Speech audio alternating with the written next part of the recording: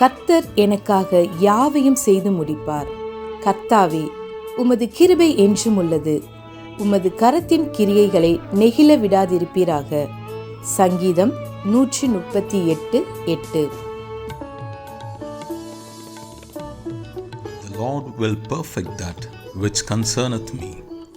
Thy mercy, O Lord, endureth forever. Forsake not the works of thine own hands. Psalms 138:8. ஆண்டவரும் இரட்சகருமாகிய இயேசு கிறிஸ்துவின் நாமத்தினாலே மீண்டும் ஒருமுறை கூட God Goes மினிஸ்ட்ரிஸ் மூலமாக இந்த கால வேளையில் உங்களை சந்திப்பதில் பெரும் மகிழ்ச்சி அடைகிறேன். ஆண்டவருடைய பெரிதான கிருபையினாலே 6 மாதங்களை கடந்து 7வது மாதத்தினை காண செய்த தேவனுக்கு கோடான கோடி ஸ்தோத்திரமும் கனமும் மகிமையும் உண்டாவதாக. கடந்த நாட்களிலே தேவனாகிய கர்த்தர் நாம் அனுபவித்த பாடுகளை அறிந்திருக்கிறார். அதை தாங்க பலனையும் தந்திருக்கிறார். அதனால் உண்டான மகிமையையும் மேன்மையையும் வரப்போகிற நாட்களில் நமக்கு நிச்சயமாக உண்டாக போகிறது. நம்முடைய சூழ்நிலைகள், தனிப்பட்ட வாழ்க்கையில் இருக்கிற நெருக்கங்கள் ஒரு விதத்தில் அழுத்தி கொண்டிருக்கலாம். ஆனாலும் தேவனுடைய வார்த்தை சொல்லுகிறபடியே கர்த்தர் ஏற்ற காலத்தை வைத்திருக்கிறார். அந்த ஏற்ற காலத்தை இந்த நாட்களிலே நாம் நிச்சயம் காணப்போகிறோம். என்னோடு சேர்ந்து தேவனை நம்பி அவருடைய நாமத்தினாலே காத்திருங்கள். நிச்சயம் வெற்றி சிறப்போம். கர்த்தருடைய முழுமையான ஆசீர்வாதங்களை பரிபூர்ணமாக பெற்றுக்கொள்ள நீங்கள் ஆயத்தமுள்ளவர்களாக இருப்பீர்கள் என்று விசுவாசிக்கிறேன். கர்த்தர் தாமே இந்த மாதத்திலே நம்மையும் நம் குடும்பத்தினரையும் வெற்றி சிறக்க செய்வாராக. ஆமென்.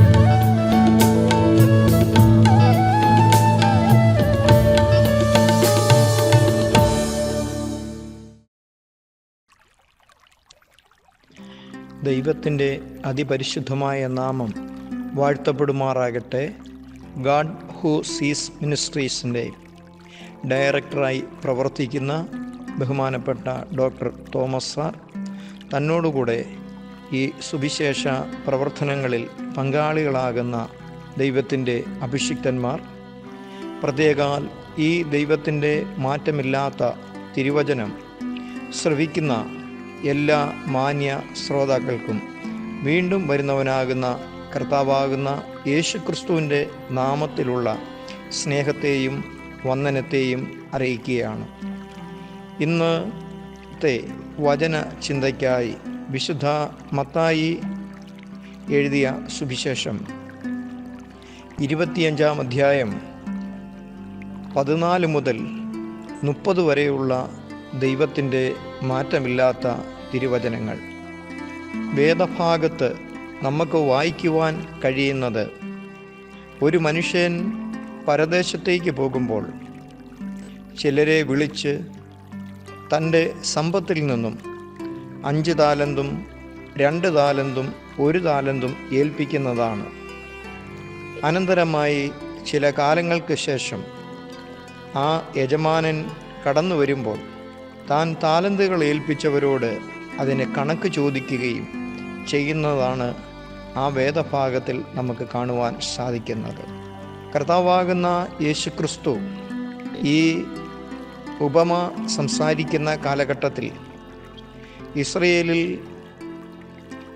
നാണയങ്ങൾ എണ്ണി ആയിരുന്നില്ല കൊടുത്തത്. ഇവിടെ നാണയങ്ങൾ തൂക്കിയായിരുന്നു കൊടുത്തിരുന്നത്. തൂക്കത്തിനുള്ള അളവാണ് ഇവിടെ നമുക്ക് കാണുവാൻ കഴിയുന്നത്. ശേക്കൽ എന്ന ഉണ്ടായിരുന്നു പുരാതന ഇസ്രയേലിൽ. അതുപോലെ റാത്തൽ ഉണ്ടായിരുന്നു, താലന്തുകൾ ഉണ്ടായിരുന്നു. 60 ശേക്കൽ ഒരു റാത്തലും 60 റാത്തൽ ഒരു താലന്തും ഇതൊരു വലിയ അളവായിരുന്നു. ഇവിടെ നമുക്ക് കാണുവാൻ കഴിയുന്നത്, യജമാനൻ തൻ്റെ സമ്പത്തിൽ നിന്നും എടുത്താണ് താലന്തുകൾ കൊടുത്തത്. യജമാനൻ്റെ സമ്പത്തിൽ നിന്നാണ്. അതിൽ മറ്റാർക്കും ഒരു അവകാശവുമില്ല.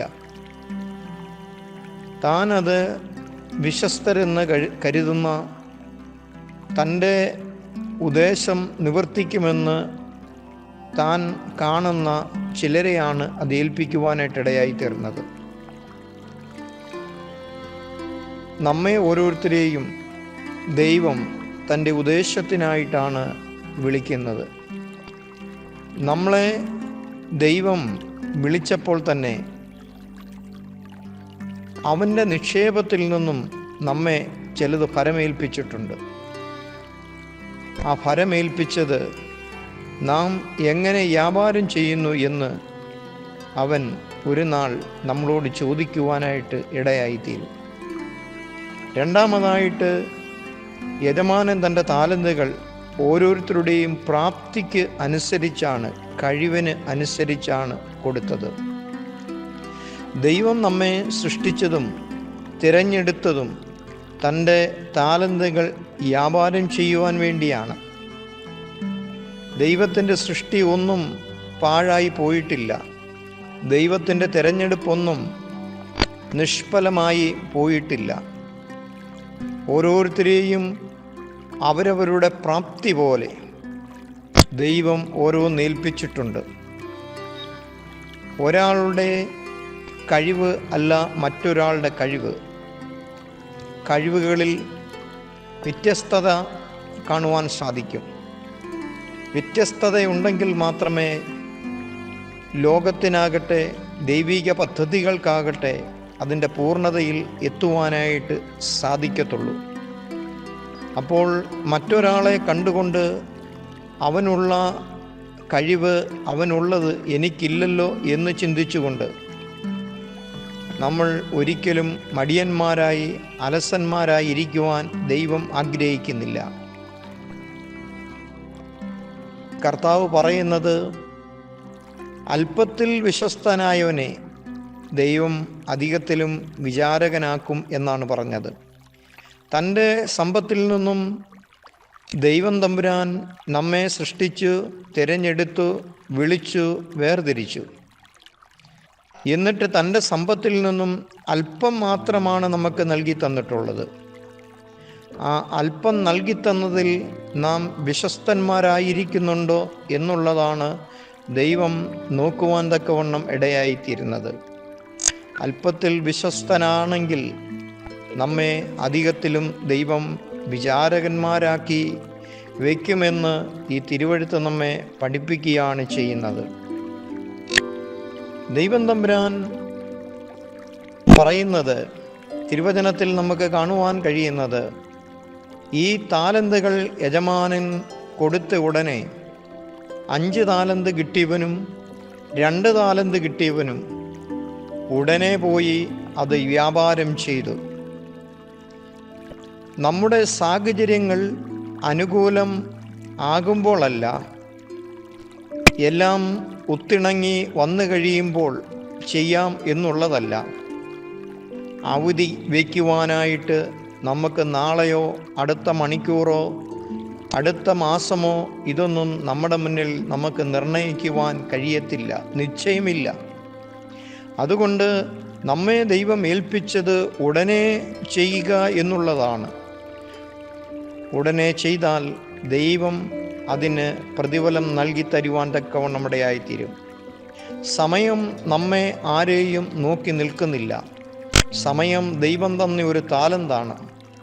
ആ താലന്ത് സമയം നമ്മെ നോക്കി നിൽക്കാതെ നമുക്ക് നൽകിയ സമയത്തിനുള്ളിൽ ദൈവം നമ്മെ ഏൽപ്പിച്ചത് ചെയ്യുമ്പോഴാണ് ദൈവം നമ്മിൽ പ്രസാദിക്കുവാൻ തക്കവണ്ണം ഇടയായിത്തീരുന്നത്. ദൈവം താലന്തുകൾ നമുക്ക് നൽകുന്നത് അത് ഉപയോഗിക്കാൻ വേണ്ടിയാണ്, സൂക്ഷിച്ചു വയ്ക്കുവാനായിട്ടല്ല. വ്യാപാരം ചെയ്താൽ അത് വർദ്ധിച്ചു വരുവാൻ തക്കവണ്ണം ഇടയായിത്തീരും. ദൈവം നമുക്ക് നൽകിയ സമയങ്ങളാകട്ടെ, കഴിവുകളാകട്ടെ, ബുദ്ധിയാകട്ടെ, പണമാകട്ടെ, എന്തായിരുന്നാലും അത് ഉപയോഗിക്കാൻ വേണ്ടി മാത്രമുള്ളതാണ്. ഒരു ദിവസം ദൈവം തന്നതിന് നമ്മളോട് കണക്ക് ചോദിക്കുവാൻ ഇടയായിത്തീരും. 5 താലന്ത് കിട്ടിയ വ്യക്തിയോടാണ് ദൈവം ചോദിക്കുവാൻ ഇടയായിത്തീർന്നത്. അവൻ്റെ കുടുംബാംഗങ്ങളോടല്ല ദൈവം ചോദിച്ചത്. കാരണം ഇവിടെ ദൈവം വ്യക്തിപരമായിട്ടാണ് നമ്മയൊക്കെയും വിളിച്ച് ഓരോ കഴിവുകളും ഓരോ സാഹചര്യങ്ങളും നമുക്ക് വേണ്ടി നൽകിത്തന്നത്. അതുകൊണ്ട് ദൈവത്തിൻ്റെ ആ വിളിയുടെ മുന്നിൽ നമ്മുടെ കുടുംബാംഗങ്ങളോട് കൂടെയല്ല നാം കടന്നു ചെല്ലുന്നത്. നാം തനിച്ച് ചെന്ന് കണക്ക് കൊടുക്കേണ്ടതായിട്ട് വരും. 5ഉം 2ഉം കിട്ടിയവനോട് യജമാനൻ പറയുന്ന കാര്യമുണ്ട്. അവർ പറഞ്ഞു, നീ 5 നൽകി തന്നത്, ഞങ്ങൾ വ്യാപാരം ചെയ്തു 5 നേടി. 2 കിട്ടിയവൻ പറഞ്ഞു, 2 കൂടെ നേടി എന്ന് പറഞ്ഞു. അപ്പോൾ യജമാനൻ അവിടെ പറയുന്നുണ്ട്, നന്നും നല്ലവനുമായ ദാസനെ എന്ന് വിളിക്കുന്നുണ്ട്. എന്നാൽ 1 കിട്ടിയവൻ പറയുകയാണ്, ഞാൻ നിന്നെ ഭയപ്പെടുന്നു, അതുകൊണ്ട് ഞാനത് കുഴിച്ചു മൂടി. അവനെക്കുറിച്ച് യജമാനൻ പറയുന്നത് ദുഷ്ടനും മടിയനുമായ ദാസനെ എന്നാണ്. 2 കാര്യമാണ് ഇവിടെ സംഭവിച്ചത്. 1, ദൈവം ഏൽപ്പിച്ചതിൽ വിശ്വസ്തയോടെ അത് വ്യാപാരം ചെയ്തു.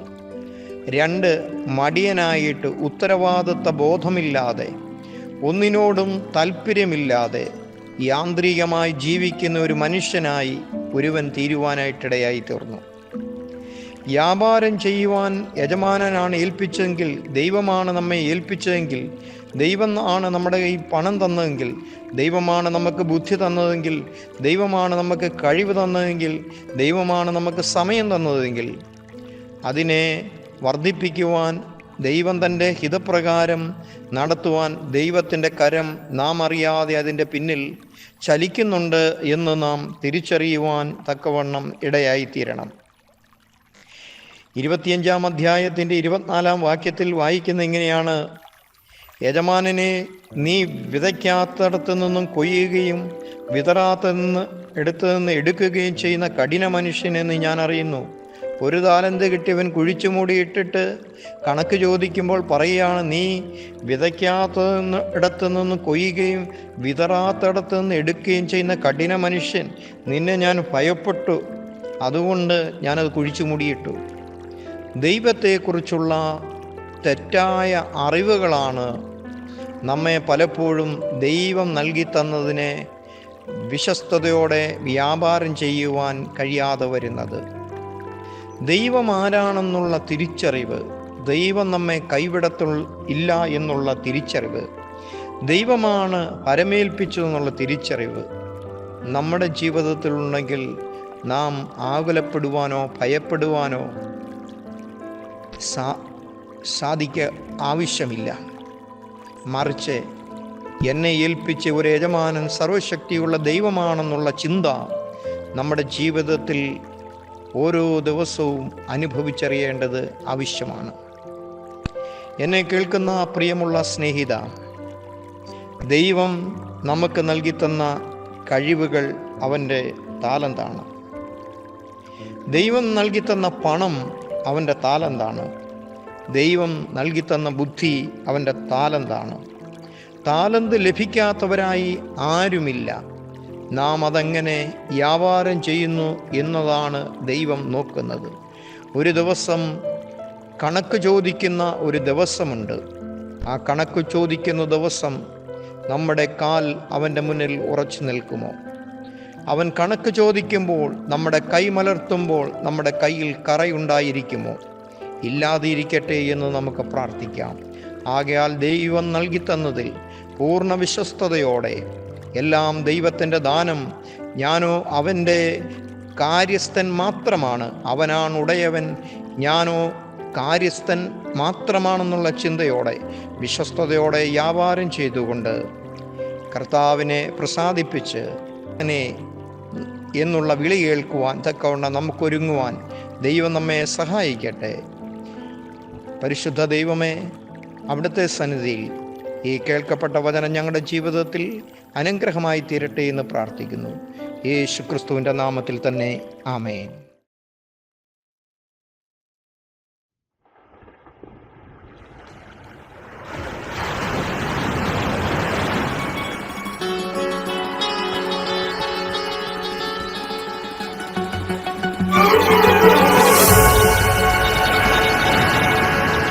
ഒരു വാക്കുമതി, എനിക്കതു മതിയേ. ഒരു വാക്കുമതി, എനിക്കതു മതിയേ.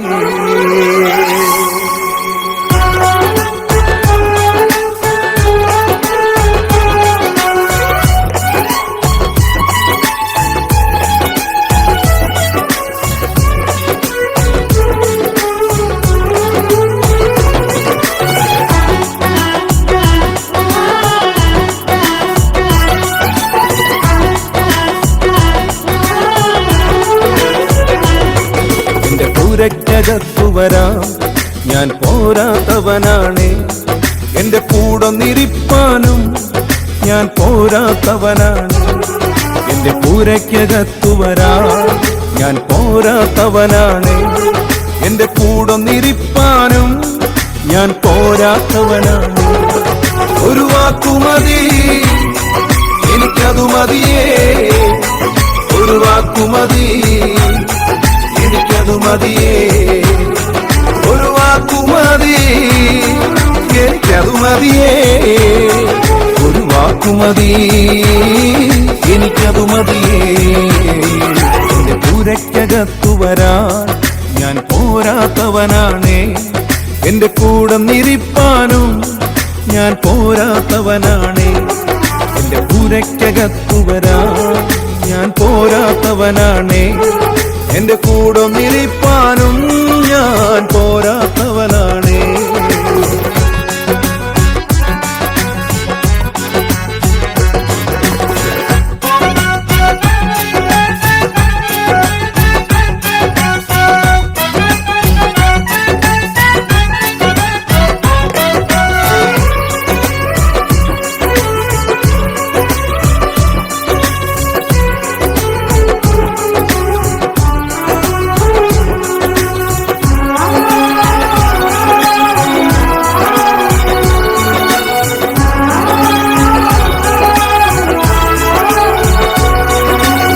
അസാധ്യമൊന്നും നിന്നിൽ ഞാൻ കാണുന്നില്ലേ. അധികാരത്തിൽ നിന്നെ പോലാരുമില്ലേ. അസാധ്യമൊന്നും നിന്നിൽ ഞാൻ കാണുന്നില്ലേ. അധികാരത്തിൽ നിന്നെ പോലാരുമില്ലേ.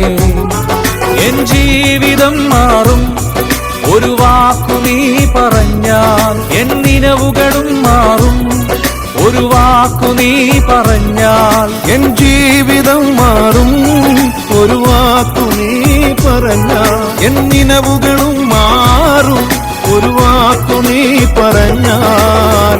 നീ പറഞ്ഞാൽ ദീനം മാറും, നീ പറഞ്ഞാൽ മരണം മാറും. നീ പറഞ്ഞാൽ ദീനം മാറും, നീ പറഞ്ഞാൽ മരണം മാറും.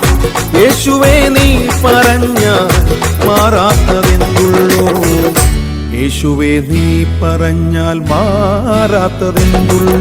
ഒരു വാക്കുമതി, എനിക്കതു മതിയേ. ഒരു വാക്കുമതി, എനിക്കതു മതിയേ. ഒരു വാക്കുമതി, എനിക്കതു മതിയേ. ഒരു വാക്കുമതി, എനിക്കതു മതിയേ. എന്റെ പൂരയ്ക്കകത്തു വരാൻ ഞാൻ പോരാത്തവനാണ്. എന്റെ കൂടൊന്നിരിപ്പാനും ഞാൻ പോരാത്തവനാണ്. എന്റെ പൂരയ്ക്കകത്തു വരാൻ ഞാൻ പോരാത്തവനാണ്. എന്റെ കൂടൊന്നിരിപ്പാനും ഞാൻ പോരാത്തവനാണ്.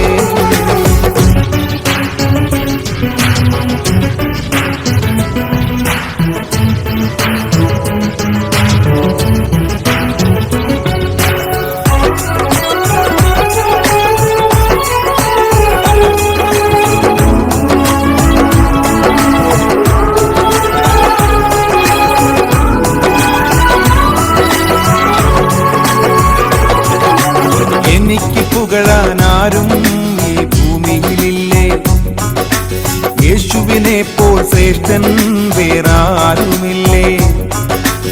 എനിക്ക് പുകഴാൻ ആരും ഈ ഭൂമിയിലില്ലേ. യേശുവിനെ പോൽ ശ്രേഷ്ഠൻ വേറാരുമില്ലേ. എൻ നിരാശകൾ മാറും ഒരു വാക്കു നീ പറഞ്ഞാൽ, എൻ പിഴവുകളും മാറും ഒരു വാക്കു നീ പറഞ്ഞാൽ. എൻ നിരാശകൾ മാറും ഒരു വാക്കു നീ പറഞ്ഞാൽ, എൻ പിഴവുകളും മാറും ഒരു വാക്കു നീ പറഞ്ഞാൽ. നീ പറഞ്ഞാൽ പാപം മാറും, നീ പറഞ്ഞാൽ ശാപം മാറും. നീ പറഞ്ഞാൽ പാപം മാറും, നീ പറഞ്ഞാൽ ശാപം മാറും. യേശുവേ നീ പറഞ്ഞാൽ മാറാത്തതെന്നുള്ളൂ. യേശുവേ നീ പറഞ്ഞാൽ മാറാത്തതെന്നുള്ളൂ.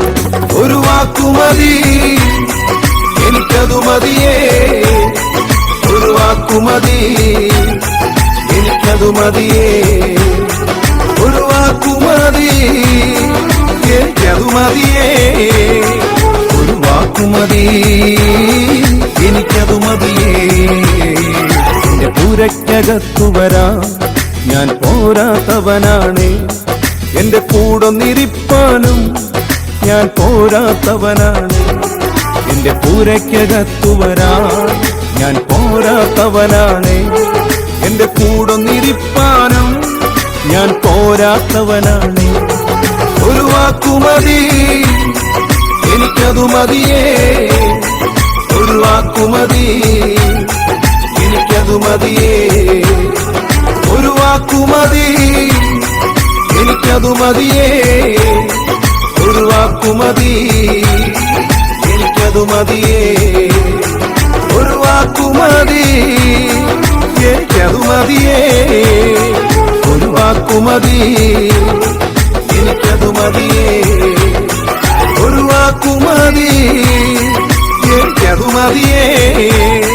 ഒരു വാക്കുമതി എനിക്കതു മതിയേ. എനിക്കതു മതിയേ.